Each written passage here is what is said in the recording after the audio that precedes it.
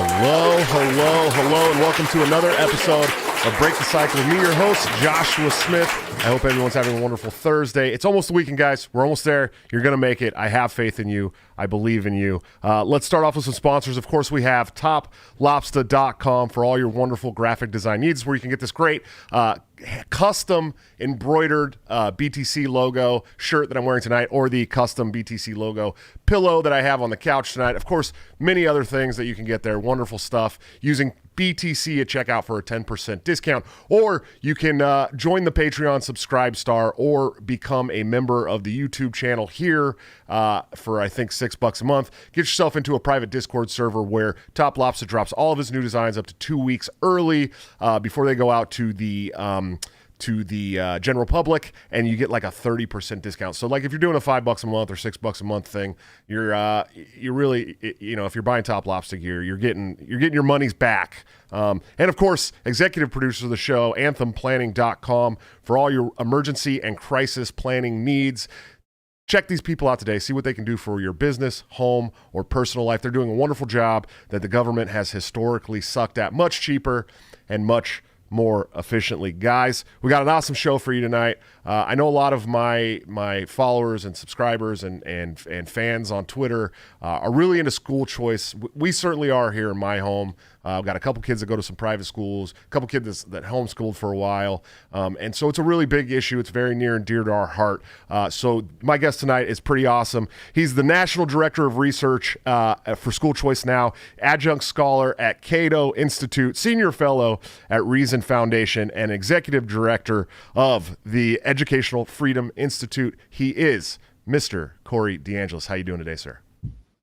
Hey, doing pretty well. I was telling you a little bit earlier, but I got my AC repaired today, and I was pretty concerned about that last night when I found out about 1:30 in the morning. But we're good. We're rocking and rolling. That was my excitement for the day. Yeah, absolutely, man. It's funny. I work 12-hour shifts at a big multi-purpose building. We have a data center there, and our AC went out yesterday morning. And so I spent a 12-hour shift in my building with no AC, and it was horrendous, absolutely terrible. So I know how you feel, man. So I like to start off on my show with a little bit about your journey, how you got to where you are. Obviously, very liberty-based, hyper-focused on school choice. How did you get there? I mean, what was it that sent you in that direction? Well, the government school system is one of the most socialized entities in our society today. The government runs the schools. The government funds the schools. They compel you to attend schools. And so as a libertarian, where you want to start, especially when you have 13 years of government indoctrination, that leads to lots of other problems in society as well, because people who are educated or indoctrinated in the system tend to support socialist policies after they get out of it. But the less interesting story is that I actually attended something called a magnet school in San Antonio, Texas for high school. Magnet schools are still government-run schools, but you're not residentially assigned to them. So it reduces the amount of monopoly power when you can actually select yourself into one of these types of schools. This school was on the same campus as my residentially assigned school. So for 4 years during high school, I was able to see the difference night and day between my residentially assigned government school and the magnet school that I chose to attend. And I feel like that had a positive impact on my life trajectory, just having better experiences for those 4 years. And then after that, I did my bachelor's and master's at the University of Texas at San Antonio in economics. So that really just opened my mind to the reality that the main problem with K-12 education in America is the massive power imbalance between the teachers' unions and the individual families. And a lot of that's caused by compulsory property tax funding and geographic monopolies that are created through residential assignment. And then my advisor there was also affiliated with the Friedman Foundation, which is now called EdChoice, which is a school choice advocacy group. He recommended a couple of times that I go and do my PhD at the University of Arkansas in something called the Department of Education Reform that had a couple of big school choice researchers, Patrick Wolf, Jay Green, and Robert Maranto. And that's where I really started doing the heavy hitting research on school choice programs. Nice. Absolutely. And you live in Washington, D.C. now, so you're really like in the belly of the beast, man. Yeah, it's horrible. I mean, it's been horrible this past year. I've lived here for about 4 years. I grew up in Texas. It was great in Texas. Arkansas was fun for the couple of years that I was there. But yeah, just this past year, I started looking at Zillow all the time, trying to look at property in Florida and Texas because those were the more free states than Washington, D.C. And then our mayor just reinstated the mask mandate. So I just got back from the gym a little bit before this, and we're in there trying to suck oxygen with a mask on our faces. Everybody knows it's BS, but we do it anyway because the owners of the gym know that they'll get in trouble and they'll get a fine if they're caught for not abiding by the mask mandate, even though Mayor Bowser herself was caught less than 24 hours after her mask mandate went into effect, officiating a wedding at the Line Hotel, which is maybe like a mile away from my place, with no masks. Everybody was in there with no mask indoors. And it's because I think our rulers know that it's a bunch of BS too. But everybody kind of plays along because of this collective action problem where no one wants to stick their neck out. So nobody does anything, even though we all know it's nonsense. Sure. So that's kind of a side conversation. But Josh, I wanted to define school choice really quickly for the listeners, because it's not all that obvious for a lot of people. And I kind of changed how we talk about this conversation a little bit from school choice, which isn't very transparent and might have a lot of baggage with it, to the idea of funding students directly or funding students instead of systems. I think it's beneficial to talk about it in that way because it really provides some clarity. It's the idea that the education dollars allocated for a certain child should follow them to wherever they're getting an education. That could be the government-run school if that works best for them. For a lot of people, that's not the option that they would choose if they had a true choice. But it could also follow them to a private school or a homeschool setting. Could even be something like a pandemic pod or micro school that a lot of parents engaged with over this past year, or a homeschool co-op. Any approved education expenditure, it would fall under this umbrella of funding students as opposed to systems. Another reason why I like to talk about it in this way is because it puts the other side on defense. All of a sudden, when you say we should fund students, not systems, if you want to argue with that, all of a sudden the burden of proof becomes on you, which happens to be, in most cases, the teachers' unions, to try to come up with a reason why we should fund the buildings instead of giving the money to the families directly instead. And it really puts them in a weird weird predicament when you start to think about how people in the teachers' unions and people who are in state legislatures voting against initiatives that fund people directly when it comes to K-12 education, they support funding individuals directly when it comes to so many other, just about any other taxpayer-funded initiative for any other level of education or any other industry. Just think about it. With higher education, we have Pell Grants in the GI Bill, where the money goes to the student, taxpayer funds, and they can choose to take it to the public community college if they want, but they could also take it to a private religious or non-religious university of their choosing. We do the same thing with the Head Start program at the federal level or other state-funded pre-K programs, where the money doesn't go to a residentially assigned government-run provider of pre-K services. Instead, the money goes to the family, and they can pick public, private, religious, or non-religious providers of pre-K services. We do the same thing with food stamps. The money goes to the family. It doesn't go to a government-run grocery store. We do the same thing with Medicaid dollars. You can take the Medicaid dollars to a private religious hospital if you want. You can extend the same logic for just about everything else that the people who oppose school choice are okay with. But only when it comes to those in-between years of K through 12 education do they get all up in arms when there's any initiative to fund people as opposed to buildings. And the only way to ever bridge that apparent logical inconsistency is to realize that the only difference there is one of power dynamics.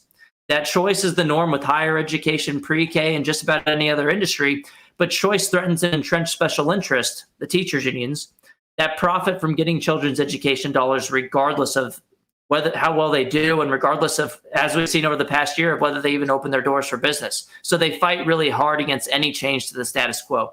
Sure. Yeah, I mean, whether they even get out of their pajamas throughout the day, they still get funded. Well, and that's been clear more than ever over the past year and a half, right? I mean, the private schools were fighting to reopen from the get-go because they knew that their customers could take their money elsewhere if they weren't providing adequate services. Sure. But then the government school teachers union monopoly fought to keep closed as long as possible. Whenever there was a decision of a governor to close the schools in a state, private school groups would file legal cases for the right to reopen and provide their customers with goods and services. The public school teachers unions celebrated the decision everywhere. I remember one example in California, for example, in Sacramento, there was an arbitrary closure rule that applied to schools. If you were learning, it was dangerous, but it didn't apply to daycares. If you were a daycare, it was fine. So one private Catholic school in Sacramento actually rebranded itself as a daycare. They retrained all their employees, their teachers, and started to call them daycare workers or childcare providers. And the health official was upset about that. But it just goes to show you that the private schools were innovative to try to get around these regulations and to do whatever they could to provide that service. And I think the main difference there isn't one of motivations. I think there are some bad apples in any sector. But I think the main difference is one of incentives, that one of these sectors gets your money regardless of whether they open their doors for business. So, of course, the public school monopoly that gets paid regardless is going to try to stay home and work in their PJs, knowing damn well that they're not going to lose their job security or pay. And in fact, it's actually worse than that. It's not just that they didn't see a cost to keeping schools closed. They saw a benefit in keeping schools closed. They knew they could leverage the school closures by holding children's educations hostage as long as possible in order to secure additional ransom payments, billions and billions of dollars in ransom payments from the federal government in order to reopen. So they could use that state of disorder as an argument for why they needed more resources. They actually profit from doing the wrong thing. The incentives are completely backwards when it comes to the government school system. That's the problem. And people are figuring that out finally. They're saying, well, look, if my grocery store didn't open with all this mess over the past year, it kind of sucked, but it wasn't horrible because I could take my money to Trader Joe's if Walmart was closed. But if my school was closed, my public school, I had to go scramble and dig in my pockets to pay for a private school for tuition and fees out of pocket, which essentially is a form of paying twice. And the closed institution got to keep their children's education dollars. That didn't click that well for families. And so I think they're starting to realize finally that there isn't any good reason to fund failing closed institutions when you can fund the student directly instead. Sure. And it was funny. So when the brief time that they had the schools completely closed in Iowa, the public schools, look, I was in the military, right? And the first time I ever realized how inefficient the government was, I was talking to a yeoman, some guy down in the admin side of things, and I asked him if I could borrow a pen. He's like, "Do you know how much we pay for these pens? You know how much the government pays for these pens? About $5 per pen." I'm like, "It's a ink pen, like a Bic ink pen, $5." And then I started realizing that governments overpay for these contracts and really help these businesses out. And when it comes to budgets for the government, if they don't spend all their budget the next year, they won't get all their budget. And so when all the schools were closed here in Iowa for that brief time, everyone in the community could go down to the school, during lunchtime and pick up these giant bags of food. I mean, it was more food than any of us needed, right? I mean, even us with 7 kids, it was like, a whole garden worth of vegetables and all this stuff. And I realized they're doing this to keep their budget. Yeah, I mean, the incentives are completely backwards, and it's part of the reason is because they're spending someone else's money. It's not government money. It's not public money. It's taxpayer money. All money is private until it's taken from you forcibly by the government. But what's so great about this past year is the way that I would put it is that COVID didn't break the government school system. It was already broken. Sure. And that the past year and a half simply shine a spotlight on that main problem with K-12 education, which is that massive power imbalance that's been around forever between the monopoly and individual families. And it started to become clear with all of the hypocrisy and just all of the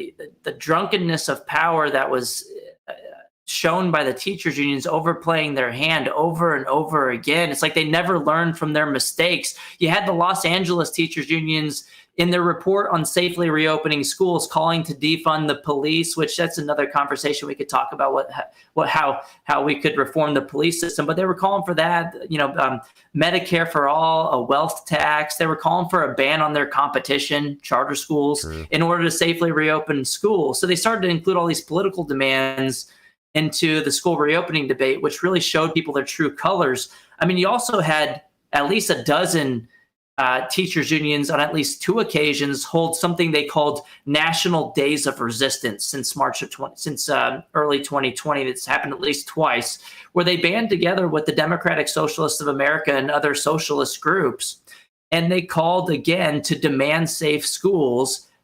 But instead of just calling for more money and more people to put in the buildings and more jobs, they started calling again for police-free schools, banning standardized tests. I don't even like standardized tests. I don't think they're all that valuable. I think there's a lot of issues with standardized testing, but you could see that they were putting all these other things. They even called for canceling rent and foreclosures.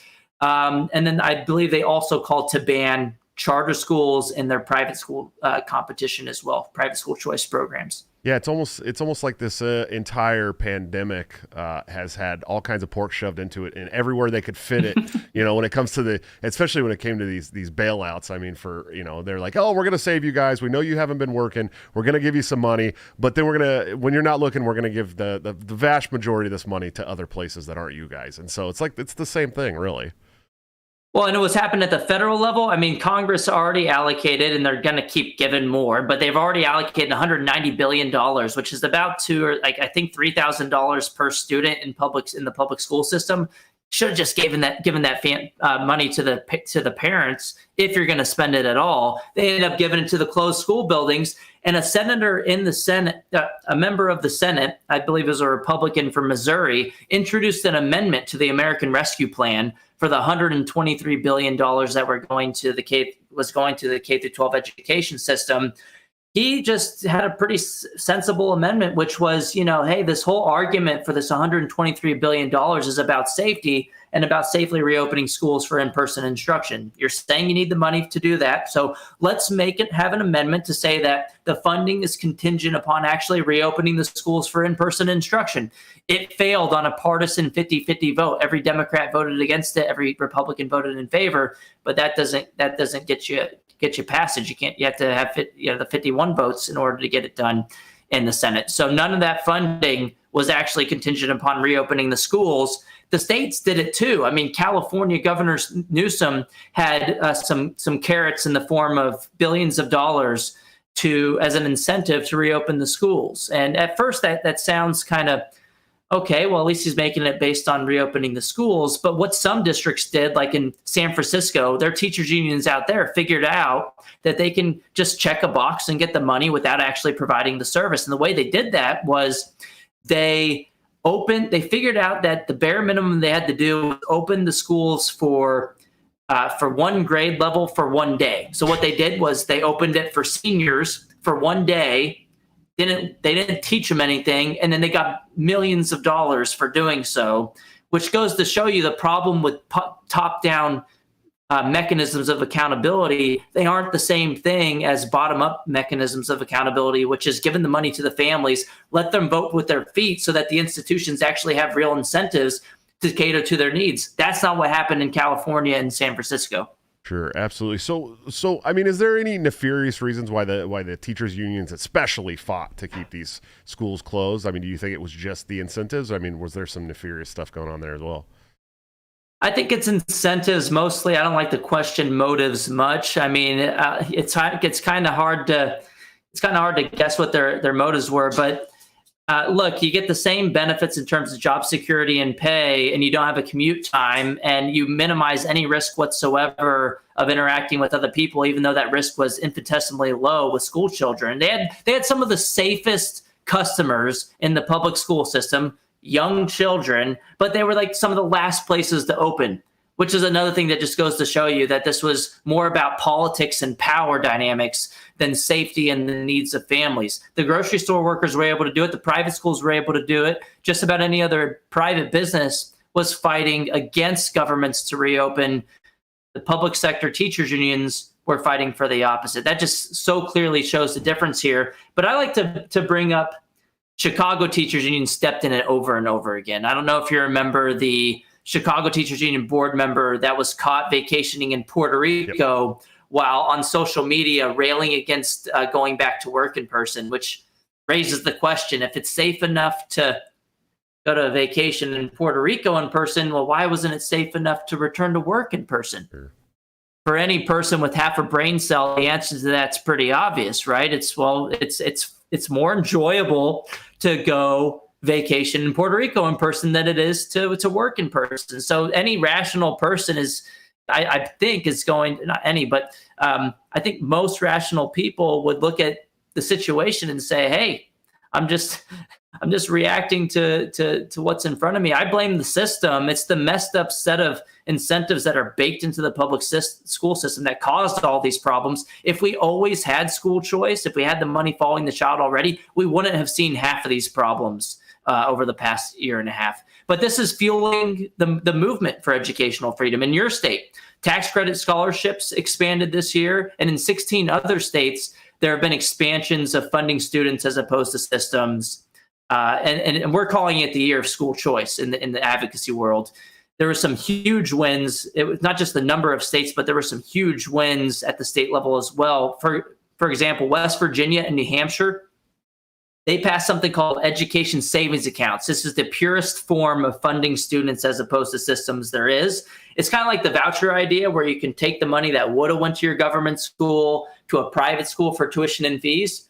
Same idea. A portion of that funding follows the child, but it's not limited to be used as a voucher for private school tuition and fees. It goes into a education savings account for the child. You could use it for private school tuition and fees, but you could also use it for homeschooling expenses, tutoring, pandemic pods, micro schools, any approved education expenditure. That just seems like so many steps to give you your money back. Yeah, just don't take my money from me in the first place. But abolishing property. I get this from libertarians a lot. Like, hey, why don't we just abolish the property tax or just abolish taxes altogether? I'm with you. I'm an anarcho-capitalist. I'm with you, but I'm going to take the incremental win, right? I think the incremental win that's politically feasible right now, and we've seen it over this past year, is at least if you're going to take the money from me, give it to people instead of government buildings so that the people can find the best services that work best for them. I mean, the analogy I like to use with some libertarians that really come after me with this is, and it's just kind of irritating for them to oppose a step in the right direction, right. And then end up, if you make perfect the enemy of the good, you're stuck with bad. But like the analogy that I use, I like to use the food stamp analogy all the time just because it makes so much sense for people. Just imagine if we had a world where everybody had food stamps funded by the taxpayer, and everybody had to use those food stamps at a residentially assigned government-run grocery store. That would suck. But imagine another world where same situation, the funding amount is the same. Everybody has these taxpayer-funded food stamps, but at least now you can use it as a private provider of grocery services. I think both of those worlds are non-optimal. I would rather not have the food stamps at all, or have it just for the least advantage, not for everybody. But it's obviously a better scenario if the families have a choice in the matter instead of that money going straight to a government-run building. Sure. Yeah, absolutely. And that's pretty cool. I didn't realize that you were an anarcho-capitalist. I'd like to hear that. I'm happy to hear there's still some of those at Reason. Well, yeah, I mean, I can't speak for the other people at the organizations that I'm affiliated with. I actually didn't really get into it much with people when I was working at other think tanks. But if for the listeners, if you do have a big libertarian audience, something else that I've proposed is something called police choice. If you want to look into that, it's published at a journal called Libertarian Papers. I wrote it in 2018, but it applies the same concept of school choice, where you have a voucher where you can take it to a private school that works best for you, or a public school that works best for you. Same concept, apply it to policing.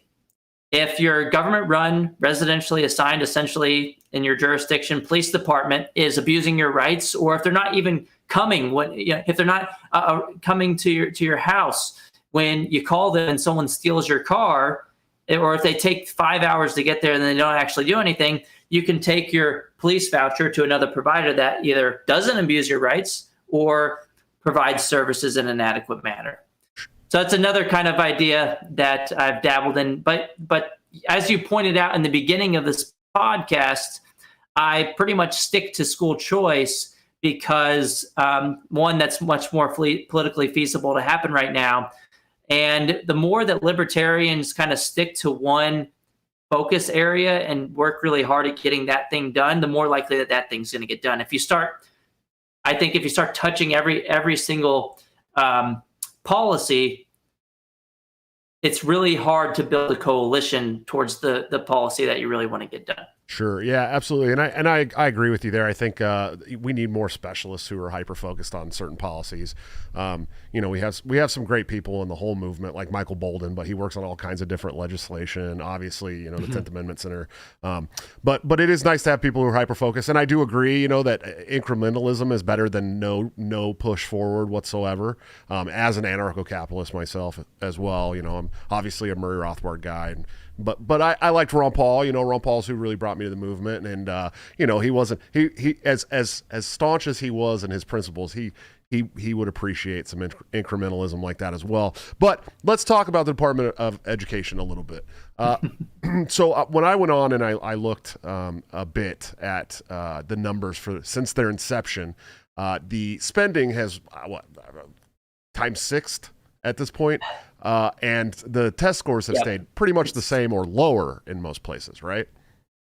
It's about doubled or tripled the spending on an inflation-adjusted basis since the inception of the Department of Education, and the test scores are about the same. Right. So, or it may be lower in some cases. So, I mean, you've probably studied the history on schools a lot more than I have. I'm sure of it. But I mean, what was it like before the Department of Education took over? Because it's, I don't think a lot of people understand that they're not like something the entity that's been around forever. They're still relatively newish. Yeah, they should have never been born. I mean, the word education is not in the Constitution, so I'm not sure why we have one. A lot of people have joked like, oh, if a libertarian wins the presidency, Corey, will you be the Secretary of Education? And I'm like, yeah, I'll do it, but then I'll fire myself on the first day on the job. But yeah, I mean, if you look at the spending trends since, let's say, 1960, if you look at the federal data on this, there's been a 287% increase in inflation-adjusted per pupil education expenditures in the government school system in the U.S., and we spend about $16,000 per student per year, according to the 2019 Census Bureau data. Census Bureau numbers is probably a lot more now because of these.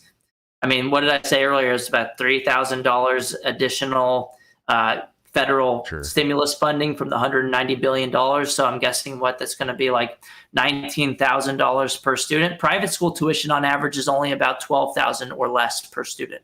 It's about $11,000 or $12,000 per student, according to Private School Review in 2021. So just imagine if you gave that money to the families, they'd be able to afford a lot of different private schools. And especially if you start thinking about things like micro schools, where you don't even have to build a brick and mortar school. I mean, you can just do it in someone's house. You can have 5 to 10 children getting together in a household.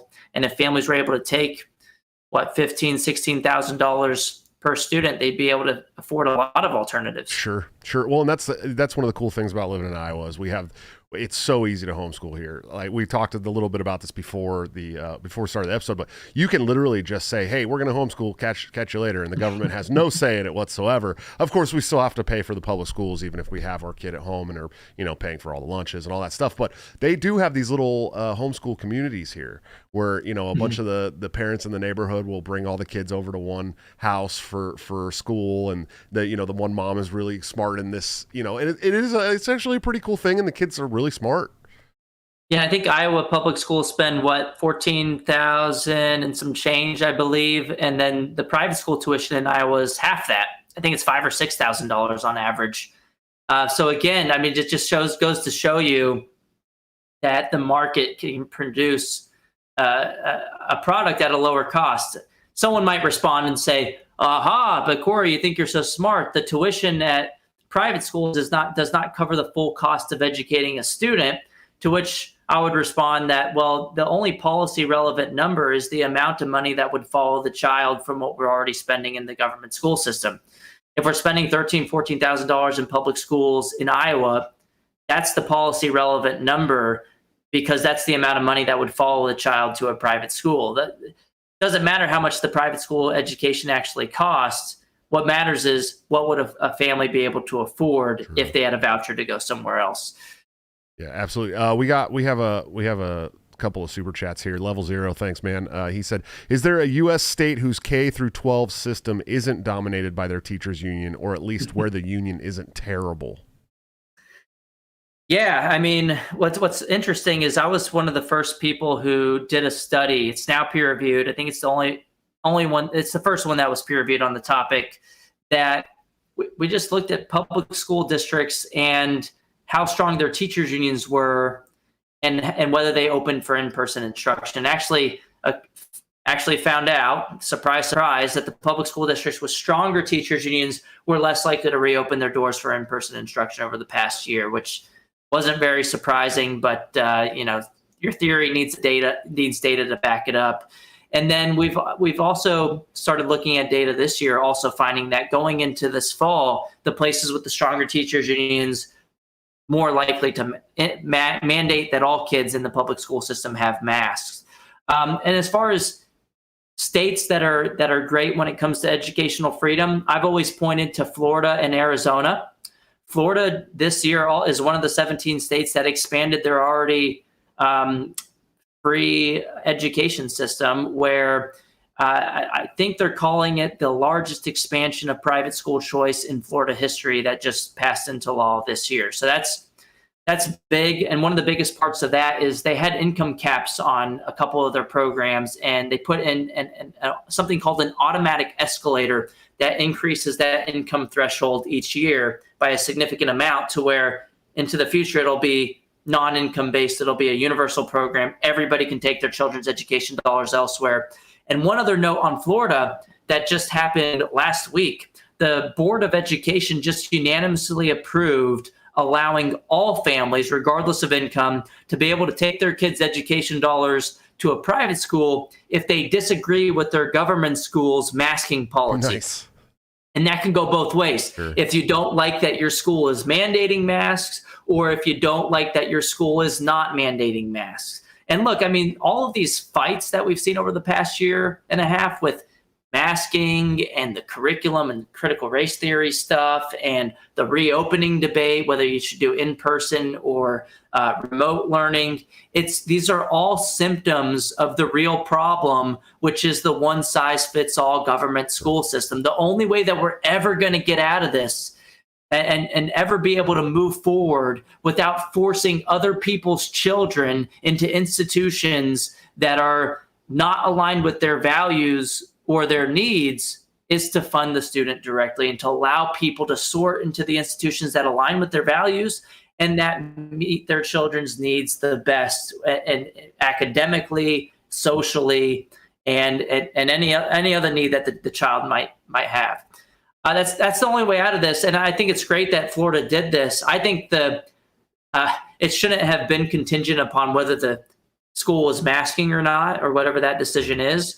But I mean, the parents could always say they disagree with it either way. They're all eligible one way or the other. Well, if my school's masking, I don't agree with that. If my school's not masking, I don't agree with that. I mean, they could make that argument and say that they want to go to another institution.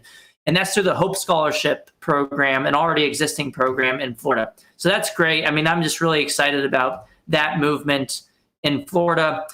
This year in particular, though, West Virginia, I just mentioned this earlier, they now have the most expansive education savings account program in the nation. They went from 0 to 100 real quick. They had no charter schools last year on the ground. They didn't have any private school choice programs. And then this year, 93% of the school-aged population will be eligible for an education savings account program where they can take their money to public, private, charter, homeschooling option, any approved education expenditure. So they went from having essentially no school choice to having it for just about everybody. And in a few years, they're going to bust that 93% cap and to make it all the way to 100% of the population being eligible. Other states that are kind of toying with this masking voucher idea, which, again, I think it's better just to make it based on whatever your reason is for not liking the school that you're assigned to. But one benefit is that this ties the masking eligibility criteria, keeps school choice in the national spotlight and keeps it in the national conversation, which is important. And then it also mobilizes Republicans who might have been on the fence before to support the policy when they might not have supported the policy before. So now in red states, it might be even more likely that expansions of educational freedom would happen. I've heard other ideas of tying the voucher to the critical race theory idea. I don't care if your school teaches critical race theory. If you want to go to a school that teaches critical race theory, I think that should be fine, especially when a lot of us disagree on what that actually means. And I actually do believe there's systemic racism built into the government school system through residential assignment that has been perpetuated since redlining in the 1930s. I just don't think that the government schools will actually teach that about their own system. Right. So the implementation gets kind of tricky as well, and what happens actually on the ground. And I think a lot of parents that are upset about this critical race theory idea in the schools, they're not really concerned about teaching history or teaching that systemic racism exists. I think a lot of parents are upset about actual practices that they're seeing in the news with students or teachers being segregated by the color of their skin, which I find that to be problematic. But look, all of these things are a symptom of the one-size-fits-all system. And if Republicans tie these kind of things to the bills, it's not something that I think should be necessary, but there could be this side benefit of mobilizing fence-sitting Republicans to support these bills, and at least we'll get some expansions in the red states. Sure, absolutely. And we just got a super chat from Rich Clark. Thanks, man. $5 super chat. And this makes sense. I was actually going to talk. I mean, I don't think there's been a better year for red pilling Republicans on school choice. I really don't. Not in my life, certainly not in my life. But Rich said Corey's doing his job a little too well.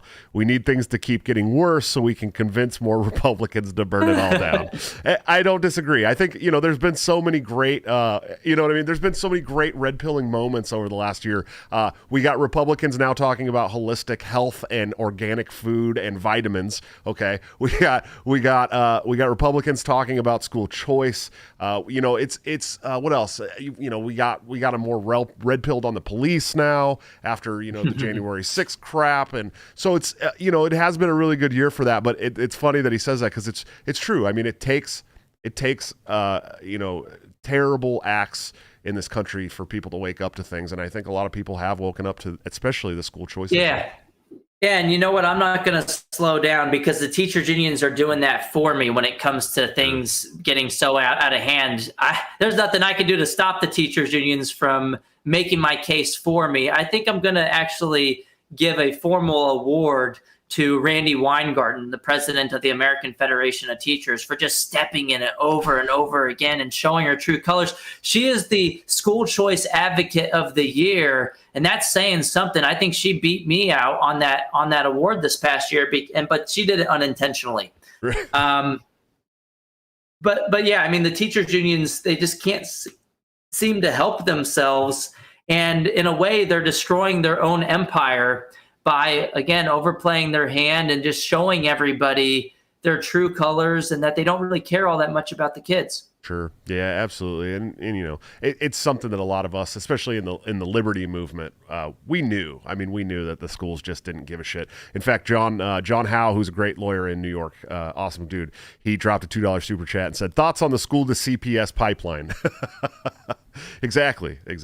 We know that it's all, anything that's state run is usually shit. When you're a libertarian, especially, you understand this. But it is great to see so many people waking up.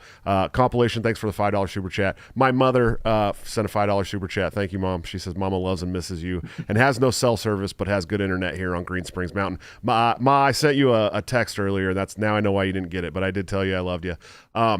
So what do you think's the fix to all this? I mean, okay, so you know we got a lot of states moving into school choice. That's great. I love it. But I mean, what is it going to take to just get the whole country over the hump?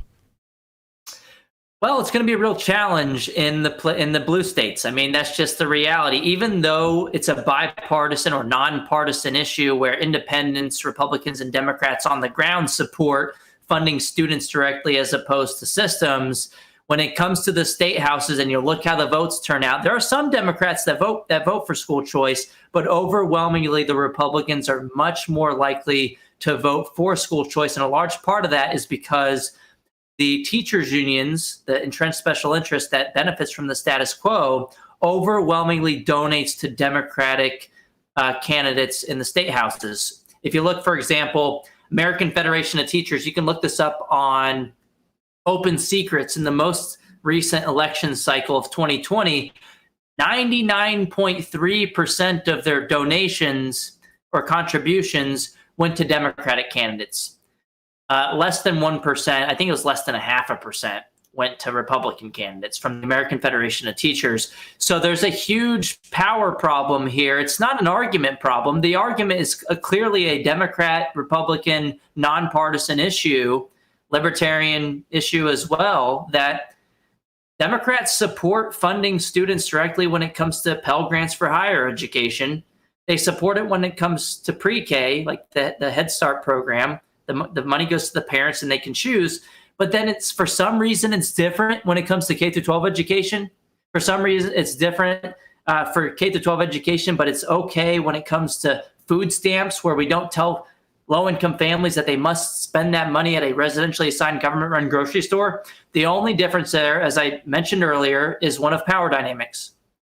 Choice is the norm in just about any other industry, higher education and pre-K, but choice is a threat to the teachers unions only when it comes to K through 12. So they fight really hard against that because they want to keep your children's education dollars regardless of how well they do and regardless of whether they even go to work, as we've seen over the past year. So they have a good setup right now. They have a monopoly and they're fighting like hell to keep it.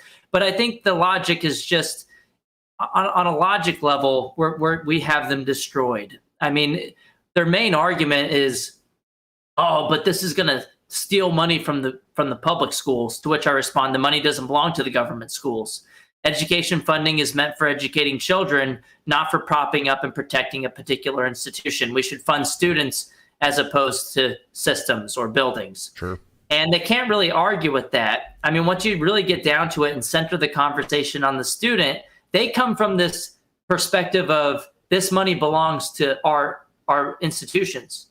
Our side comes from the perspective of, if you're a true libertarian, it belongs to the taxpayer, the people you took it from in the first place. But if not, the intended beneficiary of that funding is the student. It should go to wherever they're getting an education. So it's really hard for them to argue with that. And then two, I mean, why would giving families a choice take money away from the public schools if the public schools are doing a good job? Their main argument against the policy is an argument for the policy. They're essentially admitting that they understand families aren't happy with their product. They're admitting that they understand that they're not doing a good job, and they have to use the force of government to compel kids into their institutions despite failing them year after year. And it doesn't force everybody to stay in their institutions. It's disproportionately the least advantaged. The most advantaged already have school choice in a sense, in that they can afford to pay to live in a neighborhood that happens to be residentially assigned to the best government-run schools. They can already afford, at least be more likely to afford, to pay out of pocket for private school tuition and fees or home-based education that's done in an adequate manner. So funding students directly actually leads to more equity too, which the Democrats should be on board with, because it allows more families to have access to educational opportunities and alternatives. So, I mean, there's no legitimate argument against this, and it all comes down to politics and power, that there's a monopoly that lobbies real hard to keep it that way. And we say that in other industries too. It's just really clear when it comes to K-12 education. Sure, absolutely. Rich, thanks for another $10 super chat. He says he's used Corey's write-up on inflation-adjusted K through 12 education per student to red pill so many people, including his public school teacher wife. Thanks, Corey. Write-up is on Reason Foundation site. Well, it's funny when I point out that we've increased inflation-adjusted per pupil education expenditures by 280% in that report. Now it's 287%, according to the latest numbers. The other side will, even if I say inflation-adjusted on Twitter, you always get that one person who says, oh, but did you adjust for inflation? It's like their knee-jerk reaction to that astronomical number is that there's no way that's real. There's no way that's true, right? It can't be inflation adjusted, which is another argument for not throwing more money at the problem. Like the people that are arguing that the schools are underfunded, they essentially tell on themselves by not knowing these data when they say, oh, there's no way that's inflation adjusted, but it actually is. And they just don't know that we've just thrown more and more money at the problem. And the problem is, too, that the teachers in these unions believe that the reason that they're not getting paid as much as they'd like is their competition. The charter schools and the private school voucher programs are taking the money away from the public schools. And that's leading to teachers having to dig in their pockets to pay for supplies each year. But the real problem is that their employer, the monopoly, doesn't have any particularly strong incentives to spend that money wisely in the classroom. So when we see more and more money being thrown into the system, for example, a report by Ben Scafferty at Kennesaw State University found that nationwide between 1992 and 2014 in the United States, inflation-adjusted per pupil education expenditures increased by about 27%. But real teacher salaries, adjusted for inflation, actually dropped over the same period by 2%. So we put more resources into the system. We extract and extort more resources from the taxpayer, but it just goes towards putting more people into the buildings. Sure. It goes towards more administrative bloat, which is great for the teachers' union bosses because that gives them more dues-paying members. But for the people already in the system, that doesn't benefit them very much. So competition is great for the customers when it comes to the market for goods and services, but competition in the labor market is good for employees too. And we've seen that with, if you want to look at one of my recent, it's not so recent anymore, but it's at the Washington Examiner. I wrote an article called School Choice Benefits Teachers Too, which we shouldn't even be having these conversations. It shouldn't be about what's best for the adults in the system. The point of the education system is supposed to be about providing a great education for the kids. That should be our first and foremost focus. But a side benefit is that this competition, according to the 5 studies that I know of on the topic, leads to higher teacher salaries in the public schools too. It's literally a win-win-win situation until you think about the teachers union bosses that want to keep control of other people's kids. Sure, absolutely. We got another $5 super chat from Compilation. This is cool question. So you're a big Friedman fan, I'm sure, right? I mean, it's your header on Twitter and stuff. I think his son got more things right though. His son is one of the best anarcho-capitalist philosophers of all time, and then his grandson is really amazing too. I'm a big fan of Patry Friedman. I've interviewed Patry before. I've hung out with David twice. They're a cool family, man. Definitely interesting. The seasteading stuff is really cool. But he says, one, is Friedman's 1955 vouchers better than charter schools or just better charter schools? I don't know if he's asking if. It's definitely better than charter schools. Charter schools are defined on paper as public schools, but they're really a quasi-private public entity. They're highly regulated by the state. They're authorized by the government, and they're privately operated, but they're nearly completely publicly funded. And they're much more regulated than pure private schools. They're more regulated than private schools that accept vouchers too. And so, you have the pure government schools, you have charter schools, and you have private schools and homeschooling, which are the most free forms of education. So I think the voucher program is the best way to do it because this is, Friedman talked about the voucher. I talk more about education savings accounts because that opens up the opportunity for families to spend it on things other than private school tuition and fees. It could be a virtual school. It could be tutoring, textbooks, curriculum, instructional materials, testing materials, any education expenditure, homeschooling, co-ops, hybrid homeschools. It really opens up the market for supply to meet the demand of families when you do the ESA rather than the voucher. But it's a similar idea where the money follows the child that would have went to the government school. This is much better than charters. I mean, you see charters having to fight over and over again against their overseers, the government, trying to close them down. I mean, in Buffalo, New York, I think the Board of Regents just last year voted to close one of the highest performing charter schools in Buffalo, New York. Why did they do that? Because the government schools were losing money. Of course, they want to shut down their well-performing competition. So I think charter schools are a step in the right direction. Again, so we should support charter schools, and we should embrace them when they enter the market and allow people to have that choice. It's not an either-or conversation. But if it were to be an either-or conversation, definitely go with the voucher. And the gold standard is education savings account. Sure. And then number two, he asked two questions here, and I would like him to clear up in the chat if he could, if he's talking about the Libertarian Party Mises Caucus or the Mises Institute, because those are two separate entities. But he said, is LPMC's do they neglect vouchers because Rothbard called vouchers Friedman's pernicious influence? I don't think that the MC does. I want to clear up that I don't think the MC just neglects school vouchers. I think there's a big mix in the Mises Caucus of different types of people.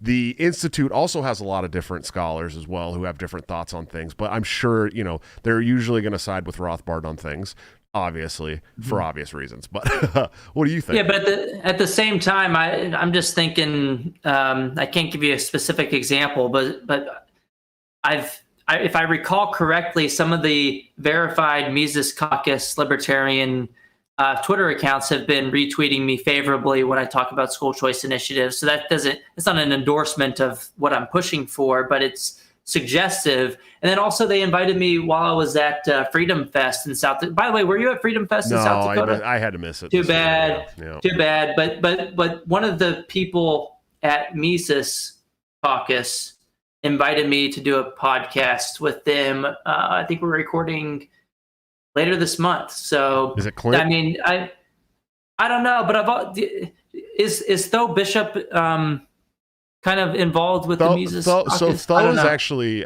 he's actually an editor at the Mises Institute, but he works with the Republican Party down in Florida, and he's a big DeSantis fan and all that stuff too. But he's doing some really cool stuff in the Republican Party. They're trying to basically take over state boards and local county boards too in the Republican Party as obviously liberty-based Republicans like Massey or anything like that. So he's a little different than the libertarians. Obviously, the Mises Caucus is trying to take over the Libertarian Party. They support only local libertarian candidates where you can make a difference and stuff like that. I think I saw them tweet about like a local voucher program or something, not a state level. That would make a lot of sense. Yeah, absolutely. And I think that the thing is, most of these private school choice initiatives are done at the state level because a big chunk of the funding for K-12 education comes from state legislatures. It's easier to get these things passed at the state level. We've seen historically it's much more likely to happen that way. You can have it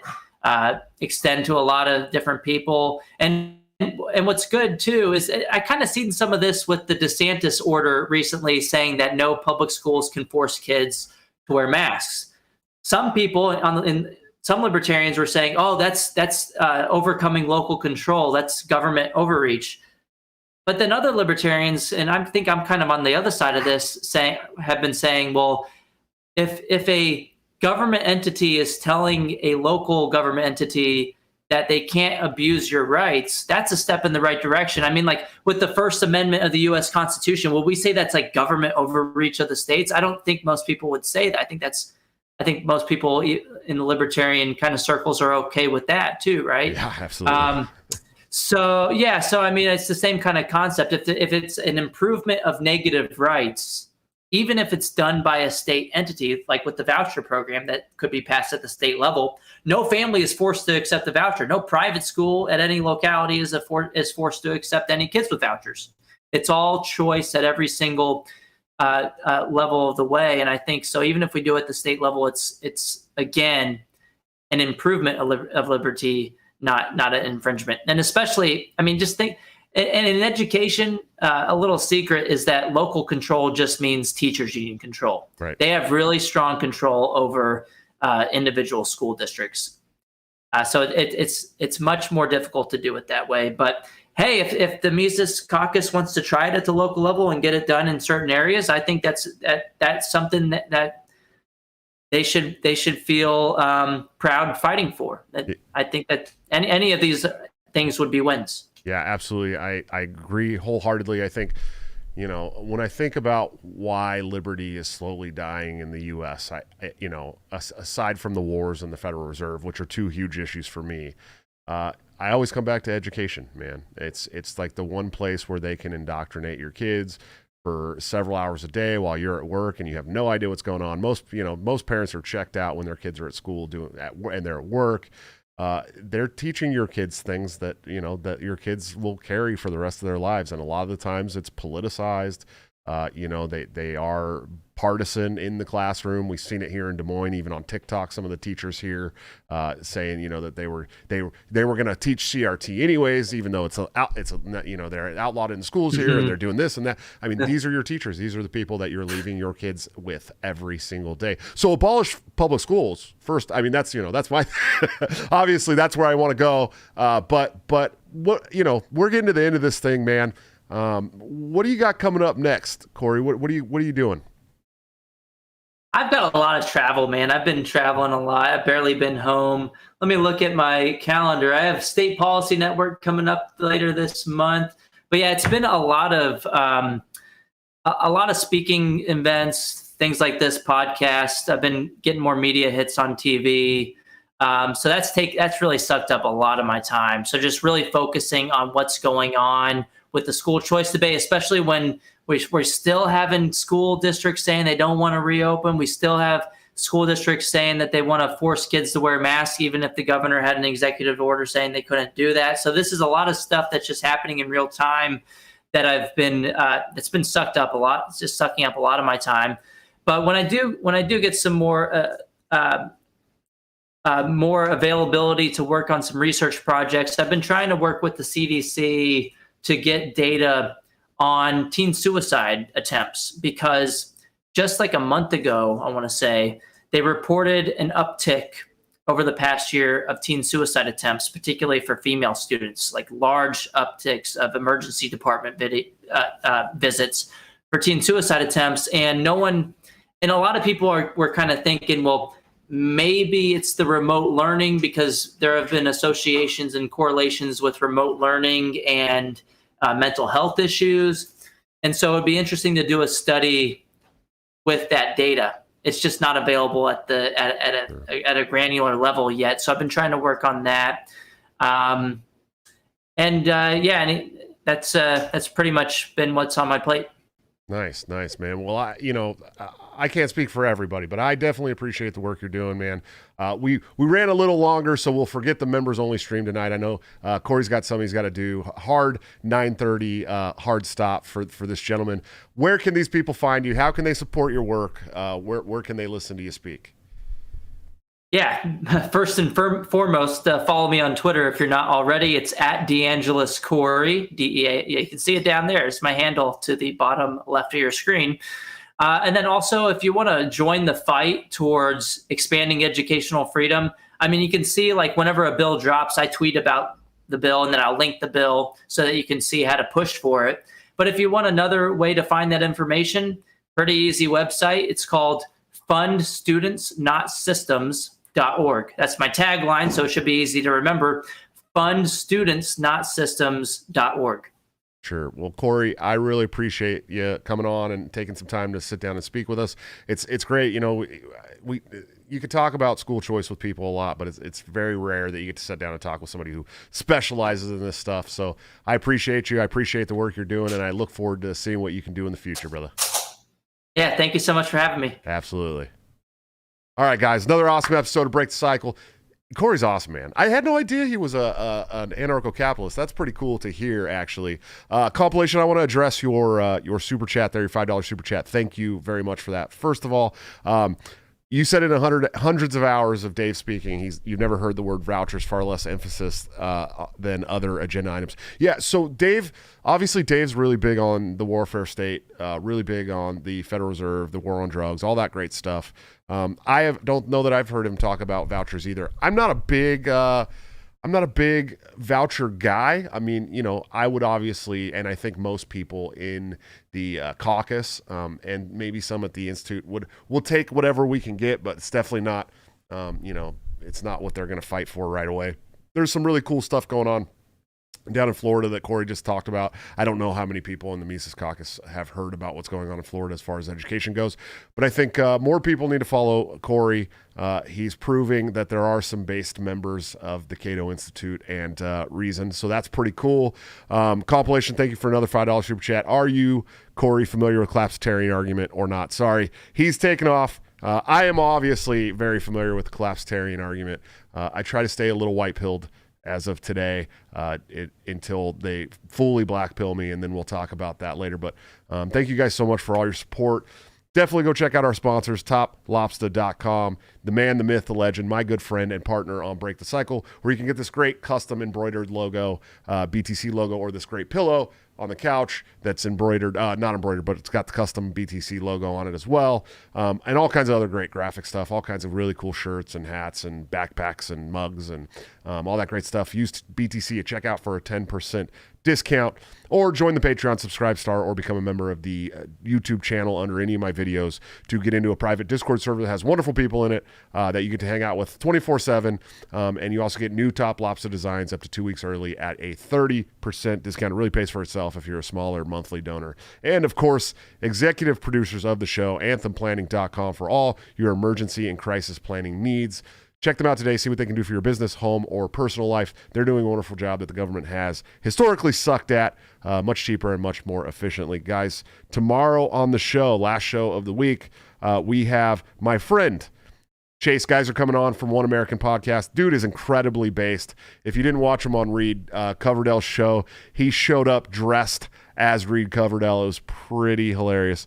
The guy's awesome. He's funny. He's doing a lot of great things.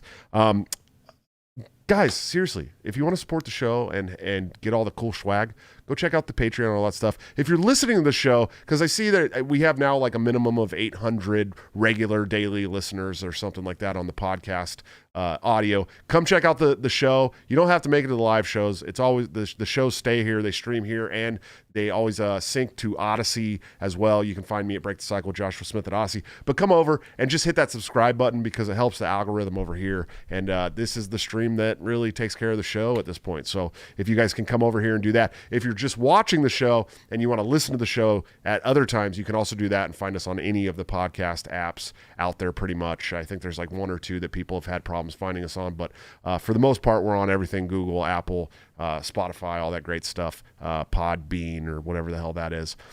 Guys, I will see you tomorrow for the show with Chase Geyser. I'm looking forward to it.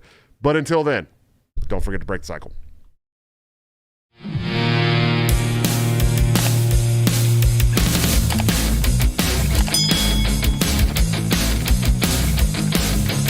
Due to legal reasons, I just have to explain. The lyrics of my last song may seem to contain a violent call to action in the verse and refrain, but I just meant it in Minecraft. The helicopter part was in reference to GTA 5 and the things you do. So when any violence you commit, I am not an excuse, because I just meant it in Minecraft. But Chipper is my friend and he's constantly cold. Accusations of incitement getting totally old. Make your own choices, yeah, you have control, because I just meant it in Minecraft.